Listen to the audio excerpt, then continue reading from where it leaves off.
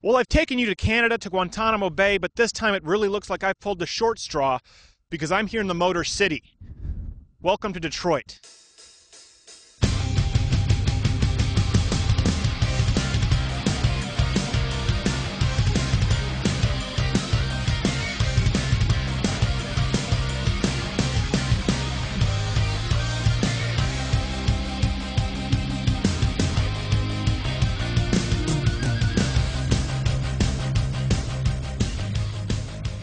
Detroit. It's become a bit of a punchline in this country, but you have to ask yourself, how did one of the wealthiest cities in the country become this? Detroit used to be the city with the highest median household income of anywhere in the country, and now it ranks 66th out of 68. It also has some of the highest crime rates, unemployment rate, and lowest graduation rates of anywhere in the USA. In a nutshell, Detroit sucks. But why? Oh, that's why. I forgot. Well, to start, it's no secret that Detroit is run entirely by leftists. Every single mayor of Detroit since 1961 has been a liberal. It is the city of entitlement programs. Leftists always tout their policies as a way to help the poor and give our fellow man a leg up. Well, how's that working out for them? And how did it get this way? It all started with Mayor Jerome Cavanaugh, elected in 1961. He expanded the role of government in Detroit to an unprecedented level, particularly under President Lyndon Johnson's presidency with the Model Cities program. What's that? You've never heard of the Model Cities program? Well, I'll show you. Now, the Model Cities program is considered by many to be the first great step in central urban planning. What happened was they pumped $400 million into a 9-mile square radius of Detroit, the area that you see here, in order to make it an exemplary city for the rest of the USA to follow. And of course, that sort of set a trend in motion where Detroit ended up getting hundreds of dollars in every single federal bailout, loan, or grant that you can possibly imagine. Really, Detroit is the poster boy for leftist policies at work. Now, clearly, they didn't succeed in creating a model city.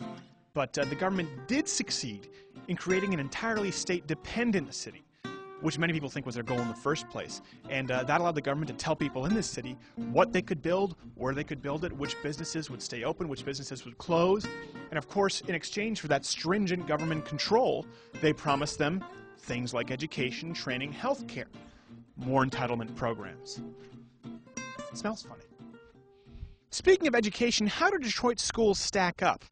There certainly isn't any lack of funding here in Detroit, as students of Detroit receive on average $11,100 per student. Compare that to the national average of $9,600, yet Detroit students enjoy a graduation rate of actually 25%. And a sad fact of the matter is that a student of Detroit has a higher chance of ending up in prison than graduating high school. And you have to ask yourself, well, how have the oh-so-powerful teachers' unions of Detroit failed the students? The truth is they have been refusing to bend on policies for years that would benefit the students, including merit-based pay, increased teacher-to-student ratios, giving incentives to better teachers, or, of course, the school choice program that we've spoken about here at PJTV and has been a tremendous success wherever it's been implemented across the country. Could it be that the teachers' unions aren't really designed to help the students, but the unions? Of course, public education isn't the only place in Detroit where unions get to flex their power. Also, plants and factories like these are what made the big three American auto companies, Detroit, the envy of the rest of the industrialized world for so long. After World War II, cars were being produced rapidly, people were buying, and Detroit was prosperous, which makes you wonder what happened. It's no secret that American auto companies have required federal bailout after bailout, and liberal politicians will tell you that that is because of poor management and not enough fuel-efficient cars. They'll say that when the gas prices rose, the economy crashed, and people wanted smaller, more fuel-efficient cars. Mismanagement, that very well may be true, but not enough green cars? GM alone offered more gas-efficient cars than Honda or Toyota. As a matter of fact, they had more in their lineup than any car company on the market. Americans still didn't buy those cars, however, as the #1 selling car in the country is still the F-150. Actually, out of the top 10 selling cars in the U.S., 4 of them were trucks or SUVs, with only 2 officially being categorized as compacts.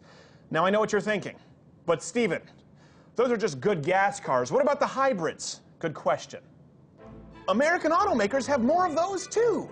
Not only do people not buy them as displayed by all hybrids accounting for a total 2% of the market share, but when people do buy them, it doesn't make these companies any money. When it comes to experimental cars, both Ford and GM have admitted to having years of bleeding red ink ahead. Honda hasn't fared much better. Even the most successful hybrid car, the Prius, is still widely believed by analysts to be losing money on each one sold, according to the Washington Post.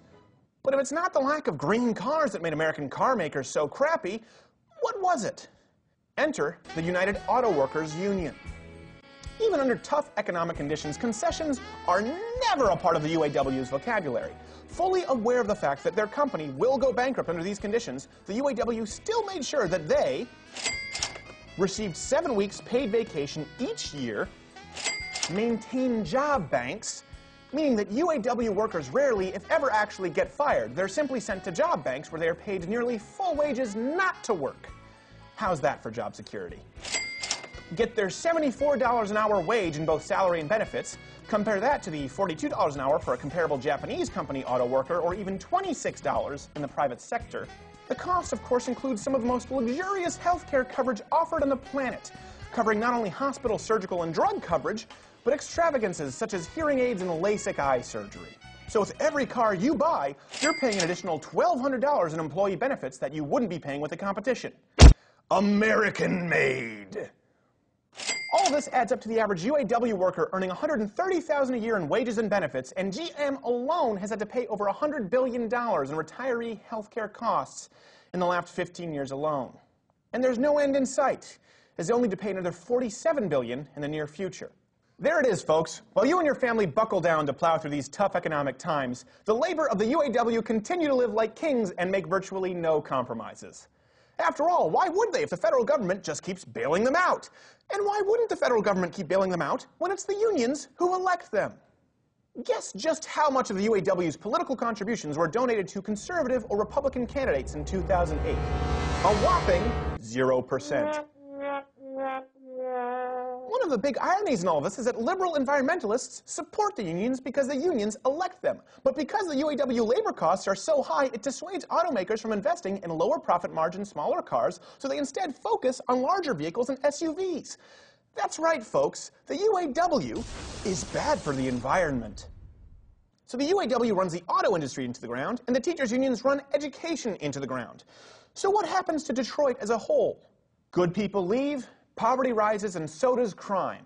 Unemployment is at 28% in Detroit right now, and the murder rate is over 5 times that of the national average. Actually, 7 out of 10 murders go completely unsolved. So if you want to kill someone, head on down to Detroit.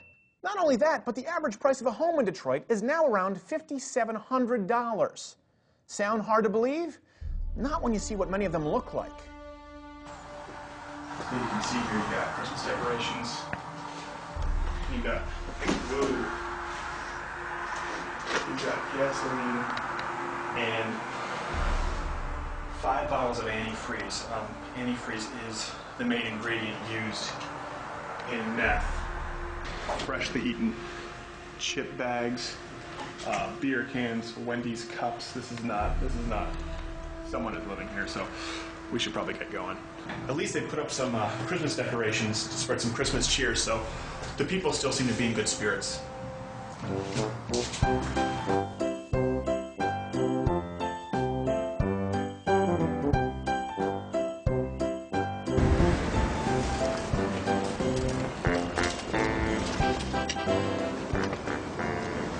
Got a lighter here. Fun for the whole family activity.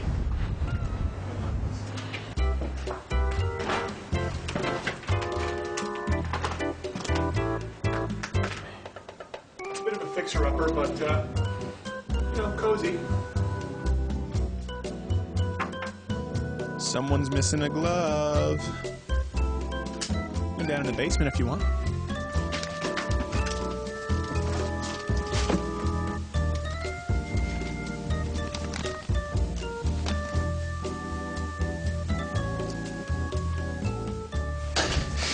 We have a nice 2-story in the Detroit area. Cozy, rustic. Oh, look at this. Come on, come here. I wonder if anything untoward is going on here. You ever see the movie Four Brothers with Mark Wahlberg? After Andre 5000, they get shot up in the house. This looks like that post-shooting. Look at this right here. These are fresh syringes. Oh, actually, look at this. Get a shot of all this. This whole thing. Look right here. We've got packs and packs of syringes here.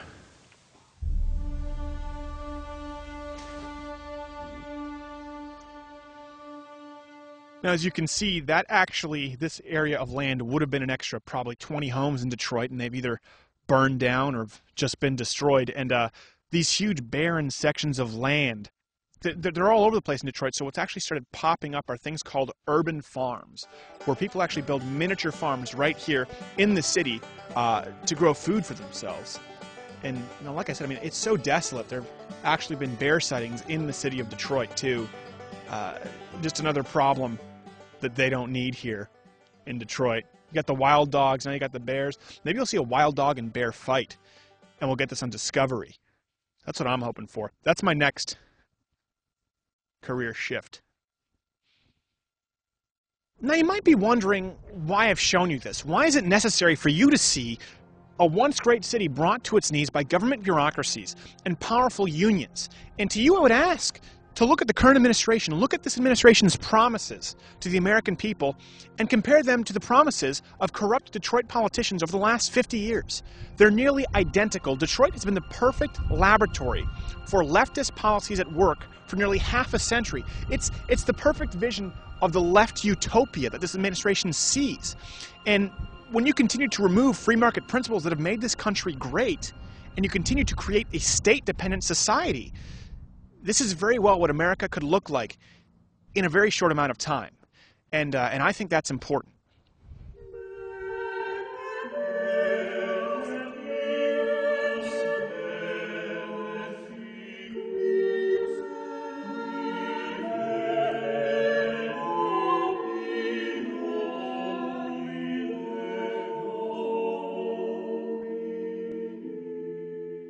If there's one way to describe the aura of Detroit, it would be that of hopelessness.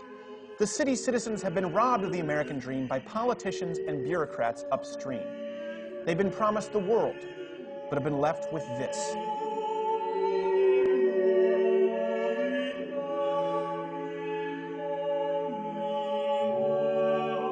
So I ask you, is this the America you want?